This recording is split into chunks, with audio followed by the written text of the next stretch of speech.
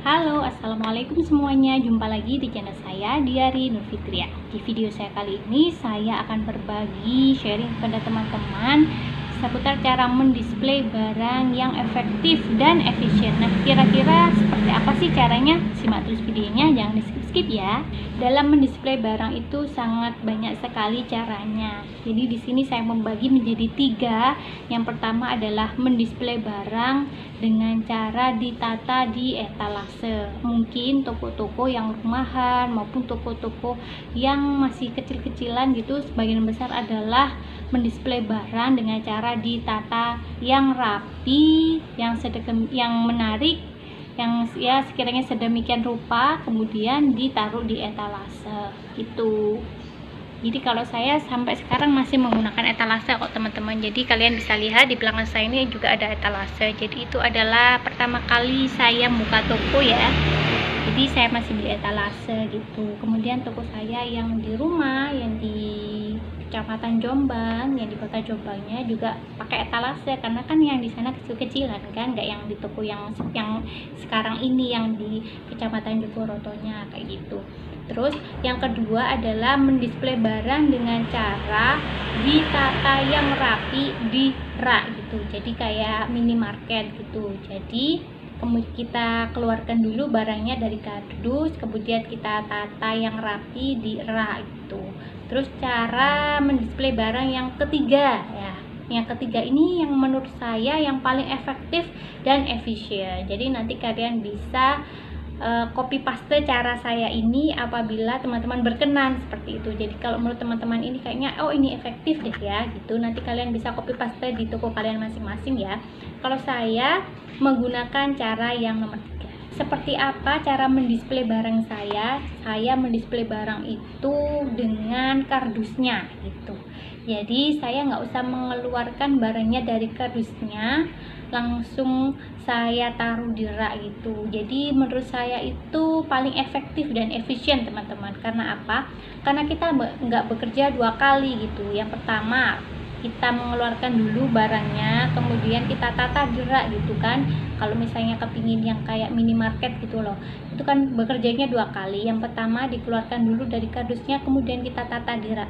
Nah kalau cara yang saya pakai itu kan langsung saya display dengan kardusnya gitu. Jadi masing-masing barang apapun itu saya langsung display dengan kardusnya gitu.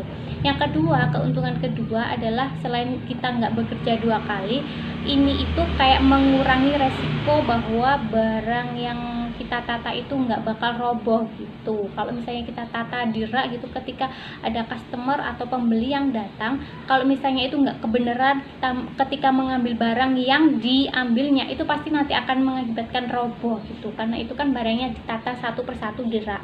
Nah kalau menggunakan kardus ini, keuntungannya adalah barang kemungkinan besar tidak akan roboh gitu, nggak roboh, kemudian nggak jatuh dan lain sebagainya, karena itu sudah display dengan kardusnya seperti itu. Keuntungan yang ketiga adalah ketika kita menggunakan displayan barang langsung dengan kardusnya adalah kelihatan lebih rapi. Nah gitu teman-teman. Syaratnya apa biar kelihatan lebih rapi? Kita golongkan per jenis-jenisnya. Nah nanti saya akan langsung perlihatkan kepada teman-teman ya bagaimana saya mendisplay barang meskipun dengan kardusnya gitu ya, tapi kelihatannya lebih rapi, kemudian lebih efisien dan lebih efektif. Yuk kita langsung lihat ya. Nah teman-teman, sekarang saya sudah ada di depan rak mie instan ya. Jadi sini kalian bisa lihat ya, belakang saya ini semua adalah deretan mie instan. Nah dari ujung sini sampai ujung sini adalah deretan mie instan sampai ke bawah. Ke bawah itu juga mie instan. Nah saya di sini menggunakan cara yaitu dengan cara di display sekalian dengan kardusnya gitu. Jadi kalau mendisplay barang dengan secara langsung dengan kardusnya itu, insya Allah itu nggak bakalan roboh gitu, kelihatannya lebih rapi. Dan kalau saran saya teman-teman, kalau misalnya kalian menggunakan cara saya ini, copy paste cara saya ini, kalian langsung menggolongkan barangnya itu per jenis ya. Jadi kalau mie ya deretan mie semua gitu, jangan sampai nanti di sini mie, sampingnya sini kopi gitu, jadi kayak nggak nyambung gitu ya, jadi kelihatannya kayak rancu gitu loh, nggak bagus gitu. Jadi sebaiknya dikelompokkan per jenis ya. Nah teman-teman, sama juga kayak deretan minuman gitu ya, katakan seperti ini. Di depan saya ini kan ada Marimas, ada Nutrisari, ada Energen. Kalau misalnya teman-teman stoknya ketika kecil atau sedikit, ketika di toko kalian tuh kayak kurang ada yang diminati gitu ya, bisa kalian display satu kardus seperti ini, tapi kalian nanti beri harga di sini kayak gitu. Nah di sampingnya ada susu, terus di samping-sampingnya sini semua itu ada kopi-kopian, ada kopi murni, ada luwak white coffee, ada kapal api mini, kapal api besar, terus kopi ya, kemudian ada toples, ada gula aren, sampai deretan sana itu ya, semua adalah minuman-minuman gitu. Jadi saran saya ya teman-teman, kalau misalnya teman-teman mau cara display barang seperti saya, kalian harus golongkan per jenis ya, biar kelihatan lebih rapi. Tapi kalau minyak, saran saya langsung dikeluarkan aja ya teman-teman dari kardusnya. Jadi kalau minyak saya displaynya seperti ini.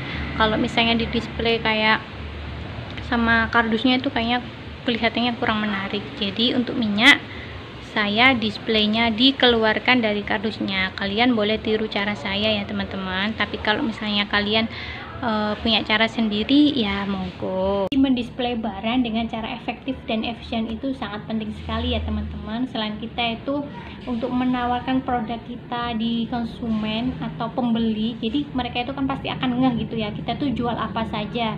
Jadi ketika kita display di rak kita yang rapi, yang menarik, jadi mereka itu pasti tahu, oh rupanya toko si A ini jualan A, B, C, D dan lain sebagainya gitu. Jadi mereka itu pasti akan ngeh dengan dagangan kita apa saja.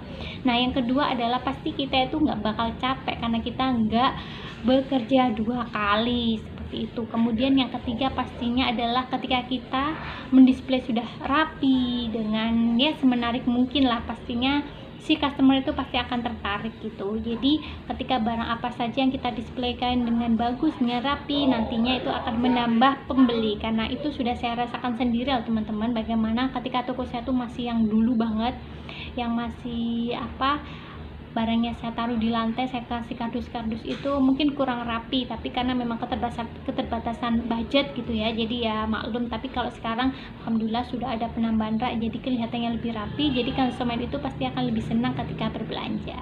Oke teman-teman, itu dia cara saya dalam mendisplay barang di toko dengan cara efektif dan efisien. Semoga bermanfaat ya. Apabila ini mungkin menurut teman-teman ini, wah kayaknya harus saya copy paste di toko saya gitu, karena kelihatannya kita nggak capek-capek dia mendisplay. Nah kalian silahkan mengcopy paste cara saya, dan semoga video saya bermanfaat ya. Jangan lupa selalu like, comment, share, dan subscribe channel YouTube saya agar saya selalu dapat memberikan info tentang toko sembako yang lebih banyak lagi. Sekian dari saya, wassalamualaikum warahmatullahi wabarakatuh. Dadah.